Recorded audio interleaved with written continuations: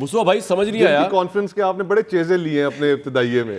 آپ نے بارش میں انجوائے نہیں کیا یار آپ لوگ تو آپ یعنی کہ ہمارے چیزیں لے رہے ہیں, حکومت کو مورود الزام نہیں ٹھہرا رہے کہ ایک کانفرنس سے ڈر گئے. وہ آئیں گے.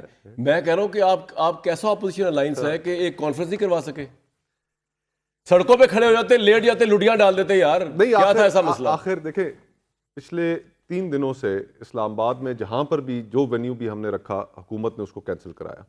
ٹھیک ہے, ہم نہ کوئی جلسہ کر رہے تھے, نہ کوئی جلوس نکال رہے تھے, نہ کوئی ریلی نکال رہے تھے.